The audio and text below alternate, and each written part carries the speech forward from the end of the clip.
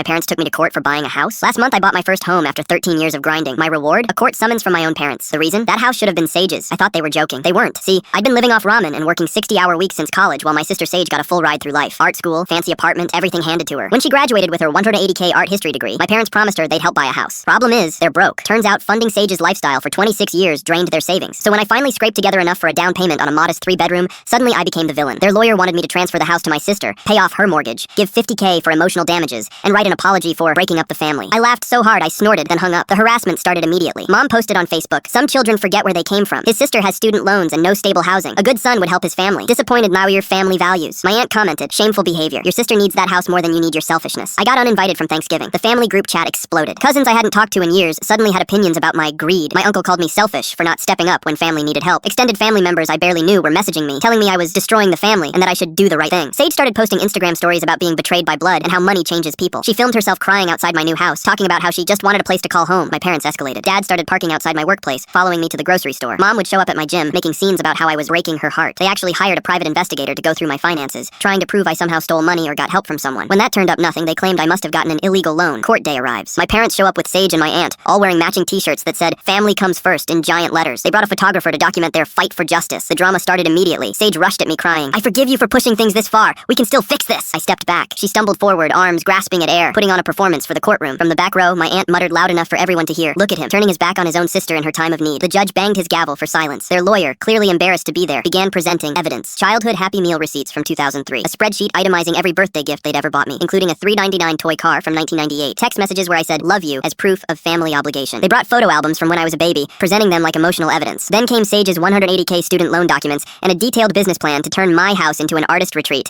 and wellness center. She'd never sold a single piece of art or had any business experience. When the judge asked Sage about her current occupation, she stammered, "I'm in a transitional phase, focusing on developing my personal art and finding my authentic voice as a creative." "Are you currently employed?" Mom interrupted desperately. "She's an artist, a digital content creator. She has an Instagram with over 200 followers. Judge, slowly and with weight, "Is she generating any income from these activities?" Dead silence. My aunt couldn't contain herself anymore and stood up screaming, "Income doesn't determine a person's worth. She deserves that house more than he does. He's being selfish and cruel." Security moved toward her as she continued ranting about family loyalty and blood being thicker than water. I calmly submitted my evidence. Bank statements showing every dollar came from my savings account, mortgage documents with only my name, pay stubs proving I'd been working full-time since graduation, proof I'd been financially independent since 18. The kicker? Email chains from college, where I begged for help buying textbooks and was told, "The family is prioritizing Sage's tuition right now, and you need to learn responsibility." The judge looked at my parents with pure disgust. "This case is not only frivolous, but borders on harassment and attempted theft. You have no legal standing whatsoever. Case dismissed. They owe my court costs, $3,200. Walking out, my dad yelled for the whole hallway to hear, "You're dead to us! You've destroyed this family!" Mom sobbed dramatically, "I don't know where we went wrong raising you. I'm having Chinese takeout in my house tonight. Keys in my pocket. Deed with my name only."